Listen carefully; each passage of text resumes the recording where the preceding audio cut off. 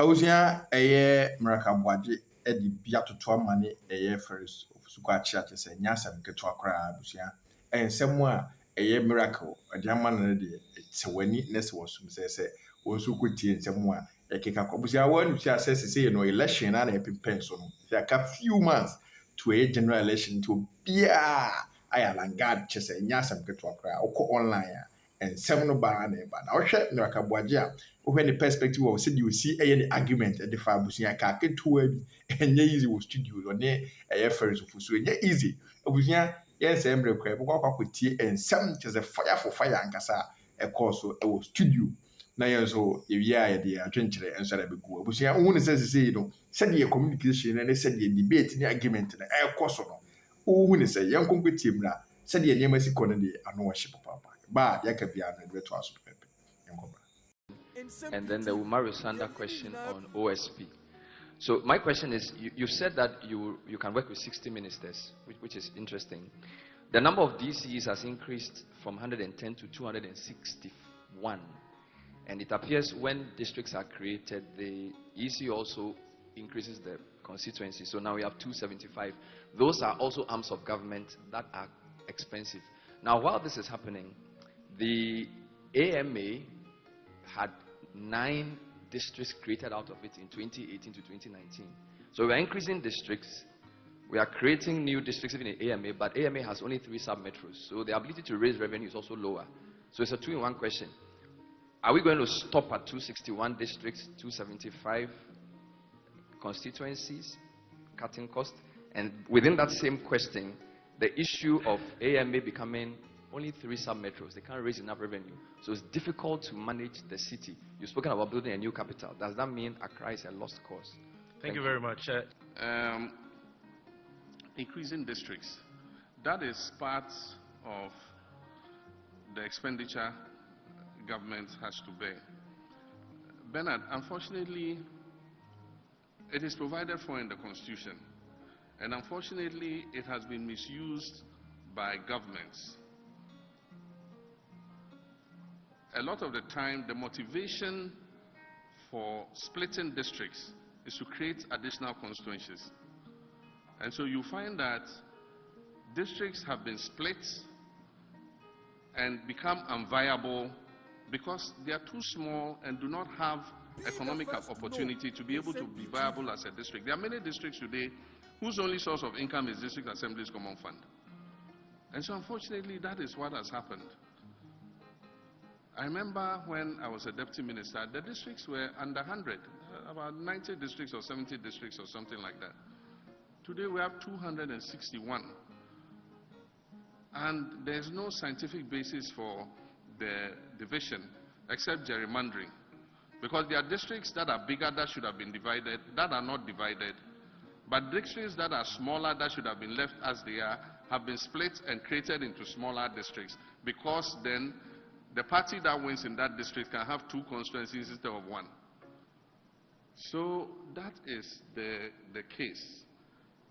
Several districts that existed, constituencies that existed have been converted into districts. So in looking at a review of the Constitution, we must set some more stringent guidelines for the creation of districts. You know that now every traditional area wants a district. And so we're getting to the stage where every paramount chief wants his traditional area to be a district. Because I go around and traditional paramount chiefs are requesting districts for their traditional areas. That's not what it was meant to be. But if you look in the Constitution, the creation of regions is specified, and you must go through a process that requires consensus building. Unfortunately, it's not the same with districts. With regions, you must have a commission of inquiry, and the commission of inquiry must recommend, and when it has recommended, it must go for a referendum. 40% of the people in that region must vote, and 75% of them must say yes. And so, if we do the constitutional review, we probably must look at making more stringent the creation of more districts. Because if we say it's just based on population and land size, where are we going to stop? Ghana today is 33 million people. It is predicted that by 20 50 or some 2030 something, will be 50 million people. And so if you say population is the driver, then by the time we are 50 million people, we'll have 600 districts. And so that is a major issue, and I agree with you that we should look at that. But I think that there are more opportunities for improving funding to districts. And one of the things that has been forgotten is the issue of property rates. If we collect property rates properly, we can raise money to improve social services in the districts.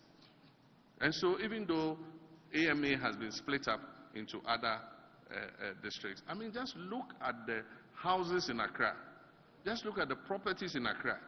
Bernard, you think that if these properties rates are collected properly, the districts will not have enough money to do the drains and do the roads and do everything? So one of the things we're going to do is to support the districts and enhance their capacity to collect their property rates. Because District Assembly's Common Fund was introduced, property rates are not collected the way they should. My father died and left his house. One day I got a frantic call. Brajon, come. They've come to paste a notice that they're going to sell the house. So I go there and I look at the notice. It says, what do they call it? Distress something, and that if we haven't paid, and so we're supposed to be taken to court, you know. Meanwhile, I said, but where is the property rate bill? We hadn't received property rate bill for almost 5 years. And so they had put the address there of the place where we should go. So I went there and I said, oh, you want to sell my father's house? And I don't know, we haven't received any bills. And the man said, oh, your bills, which one is that? The Tesano, He said, the bills are here. You haven't come for your bills. Oh, I should come for my property rate bill. He says, your bills are here. Look, you haven't paid. Of course, I don't want them to sell my father's house. So I collected the bills and I wrote a check for them. And that ended the story. But I'm saying that we must support the assemblies to be able to give out the bills timeously and collect the money. And we must value those properties properly. I mean, some of those properties, if you charge 5,000 cedis a year, I mean, they'll be willing to pay because the value of the house is worth millions. And so that could be a new source of funding for district assemblies. Accra is getting difficult to manage because of its size and population. And so the city is spreading beyond its limits. It makes it difficult to continue to provide social services to the city. And so I propose that we look at establishing a new city so that we can move some of the agencies out of the city in order to reduce the pressure on Accra. Can you imagine if Nigeria had not built Abuja? Today, Lagos would have been in gridlock. You will not be able to even walk in Lagos because it would have been shut down. So I said we must start thinking about creating a new city and moving some of the agencies and departments out of the city. But of course, we must connect the two cities with good transportation networks so that people can go back and forth. And aside from that, it gives us an opportunity to plan that city better and ease the gridlock in Accra. It is not an immediate project. I said I envisage that it will take about 20 years to complete, but we must start somewhere. And that's why I said we'll start the feasibility and planning in the 4 years that I'm president. Other people will come and begin to implement. And we have the opportunity because the Volta Lake and the river are there. There will be access to clean water. We can make it a smart city where the services are provided. There will be no kiosk and containers littered all over the place. We'll provide markets so that if you want to go to the market, there's a properly organized market and everything. There are supermarkets, there are schools, there are parks for recreation and all that. We can even make it a tourist center. We can create amusement parks so that families can go there and have amusement. We can have a water park. We have no water park in this country where you can go with your family and have a nice time. And so I've envisaged that if we start towards it, We might not live to see the end of it for some of us, but our children and our children's children will benefit from the establishment of a new city like that. Will you review the IMF policy in the future of our dear country, Ghana? After almost 8 years under the deplorable leadership of the Akufo-Addo and Bawumia administration, we have seen our country sink into a serious economic abyss. The current economic mess sums up the verdict on this MPP administration.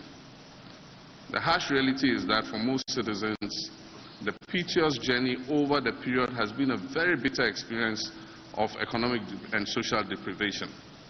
The unprecedented levels of poverty, unemployment, deterioration in our people's livelihoods, and social inequity have exposed the dubious strategy of hiding incompetence under sloganeering. It confirms without hesitation that the disruptive and hasty experimentation with the lives of the Ghanaian people was underpinned by a naive exuberance, arrogance, and indeed selfishness. And I'm referring to the economic challenges that have shattered the dreams of our youth and the aspirations of the vulnerable in our society. No one has been spared, not children, not adults, including the middle class and the elderly have all been hit very hard. And I dare say, even you, the media, have not been spared.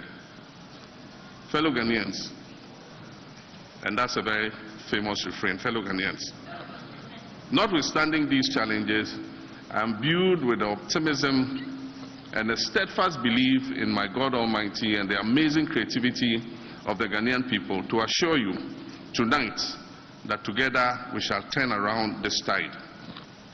We shall turn this government's destructive tide into positive and progressive waves, waves that will reverberate in every home and corner of our country and across the globe, demonstrating that Ghana has once again gotten back on track. Let me give you 5 good and solid reasons why we shall reset Ghana and turn the tide. 1 is experience. Unlike any other candidate, I have navigated Ghana through tough economic waters before. My presidency was marked by significant infrastructure development, building economic buffers for inclusive growth while ensuring macroeconomic stability. I understand the intricacies of national crisis management and possess the proven experience to reset Ghana from the economic challenges that we face today. The second point is visionary leadership for economic revival. My vision for Ghana is rooted in sustainable development. I'll focus on revitalizing our economy for job creation through industrialization, enhancing agriculture, and ensuring the efficient use of our natural resources. My administration will introduce cross-cutting innovative policies that are inclusive, growth-oriented, and capable of restoring hope back to our youth. And the third point is commitment to job creation.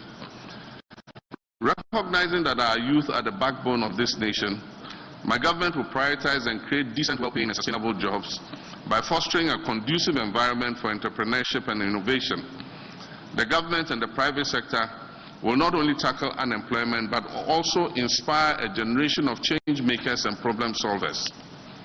And the fourth point is championing social justice and equality. I wholeheartedly believe in a Ghana where every citizen, regardless of their background or gender, has equal opportunities to thrive.